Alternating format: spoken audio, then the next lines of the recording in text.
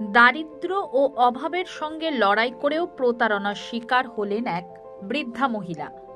লক্ষাধিক টাকা সহ বার্ধক্য ভাতার টাকাও হাতছাড়া হয়েছে তার।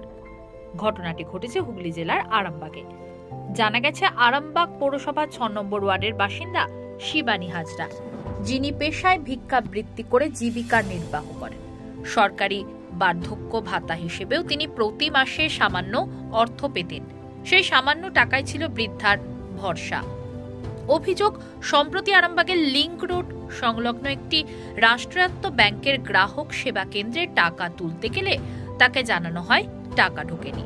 গ্রাহক সেবা কেন্দ্রের দায়িত্বে থাকা এক মহিলা তার আঙুলের ছাপ নিয়ে নেন, কিন্তু হাতে কোনো টাকা দেননি, বলে টাকা ঢোকেনি। এরপর শিবানী দেবী ফিরে যান। শুধু তাই নয়, তার দেশের বাড়ির জমি বিক্রির 2,17,000 টাকাও তার অ্যাকাউন্ট থেকে তুলে নেওয়া হয়েছে বলে দাবি। সোমবার আরামবাগ থানায় লিখিত অভিযোগ দায়ের করেছেন শিবানী দেবী। এলাকাবাসীর দাবি, তার পরিশ্রমের সঞ্চয় ও ভাতার টাকা ফেরত যেন পায়। আমি শিবানী হাজরা, আমি ভিক্ষে করে খাই। আমি ভিক্ষে করে খাই। আমার একটি অ্যাকাউন্ট বই আছে, আমি বিধবা ভাতা পাই। আমি প্রতি মাসে বিধবা ভাতা তুলতে যাই, যে জিজ্ঞাসা করি যে আমি টাকা ঢুকেছে কি, বলে না, টিপছাপ দেওয়া হয় 2-4 বার করে, লিয়ে বলে টাকা ঢুকেনি। তারপরে একদিন আমাকে দেশে আমি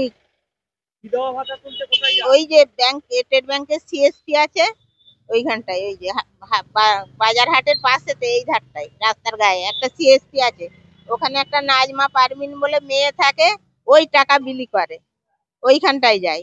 ও বলে টাকা ঢুকে নেই, আর 2-4 বার করে হাতে ছাপ নিয়ে লাই। আমি ছাপ দিয়েই টাকা। কি না, যার কথা বলছেন সে কি ওই সিএসপি তে কাজ করে? হ্যাঁ হ্যাঁ, ওই কাজ করে, ওই টাকা দেয় সব।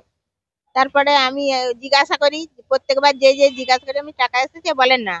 তারপরে ওই আমাকে অফিস থেকে খবর দিয়ে পাঠাই যে তুমি এসো, আমরা টাকা পাঠিয়ে। আমার দেশে বাড়ি একটু জমি ছিল, সেই জমিটার উপর দিয়ে রাস্তা পড়েছে, তারা 2,17,000 টাকা পাঠিয়েছে। আমাকে বললো টাকা পেয়েছো, আমি বললাম না।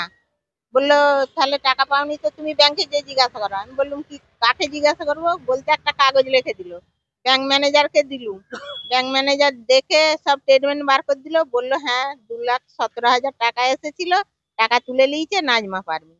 এবারে নাজমা পারমিনের রাত দেখা পাইনি। এবারে খুব আমি যখন যাই, বলি যে আমাকে টাকাটা কেন তুললে, আমাকে না বলে টাকা তুলিনি, তুমি যা পারো করো, আমি টাকা নিইনি, জানিনি বা টাকা দুবনি, এইসব বলে। আমার যাতে টাকাটা আদায় হয়, আমার সেই চেষ্টা করে দিতে হবে।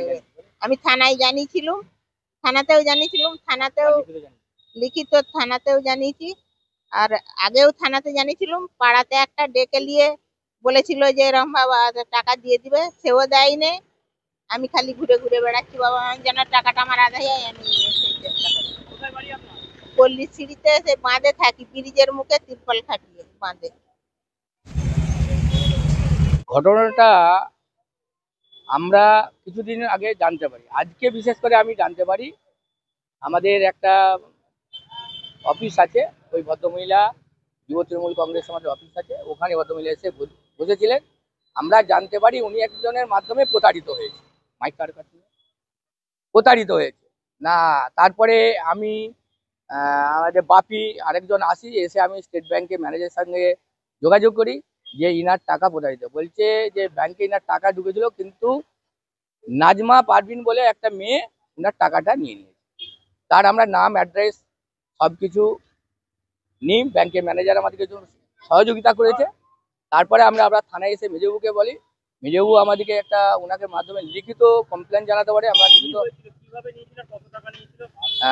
টাকাটা নিয়েছে, ওনার অ্যাকাউন্টে একটা টাকা ঢুকেছিল, ওনার জমি বিক্রি করার টাকা।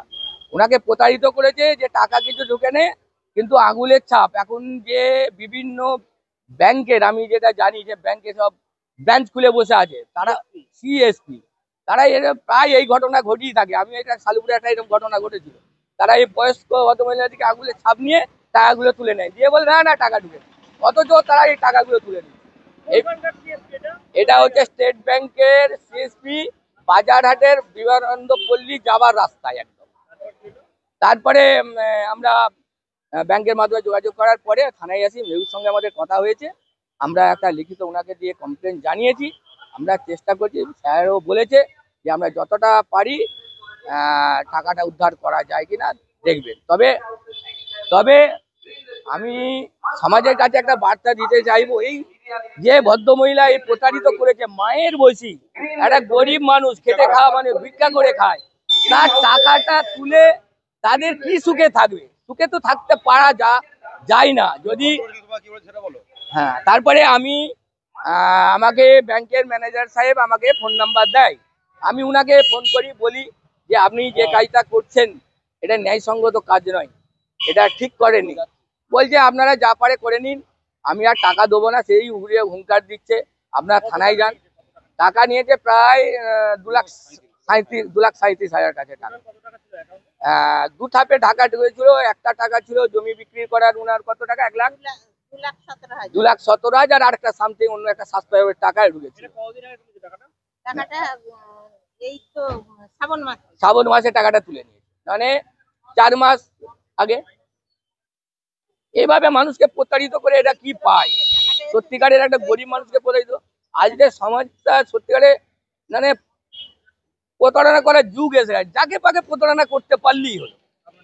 আমার নাম শেখ নজর আলী, আমি ওই 6 নম্বর ওয়ার্ডের বাসিন্দা।